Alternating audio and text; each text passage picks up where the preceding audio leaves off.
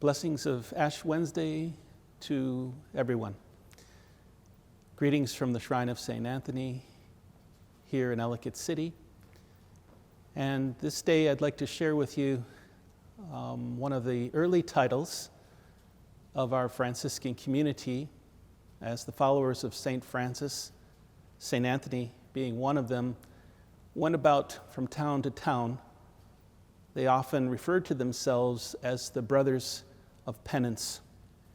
Penance obviously comes to mind today as we begin our Lenten journey, and I'd like to suggest to you that one of the hallmarks of this, as the Franciscans communicated as they went about the towns of Italy, is joy.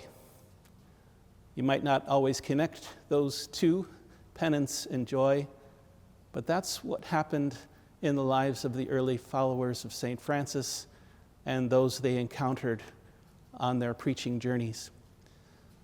And I think the reason for behind that joy is because they weren't just doing an act of penance as a sacrifice, but as something that acknowledged God's presence among them, and that whatever they did, all of their actions in response were really a reply to love.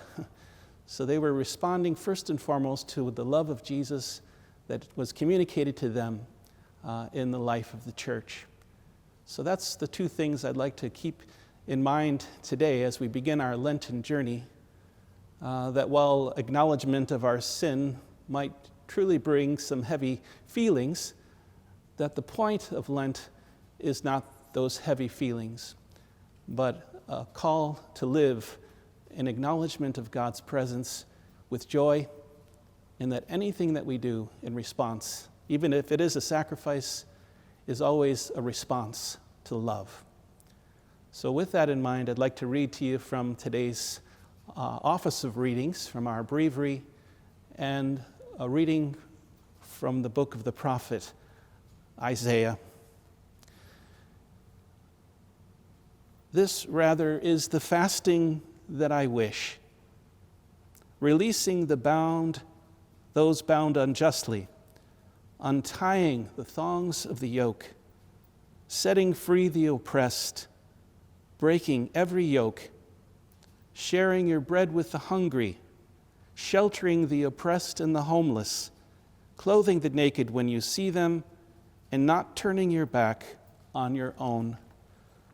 So if we feel called to follow the prophet Isaiah's call, let's do it this Lent in a way that continues to communicate what the early brothers of penance, the early Franciscans, were trying to do, and that's the joy of God working in our lives in ways that spreads the message of the gospel of Jesus Christ to everyone that we encounter. Again, a blessed Lent to you all. We'll be keeping you in prayer.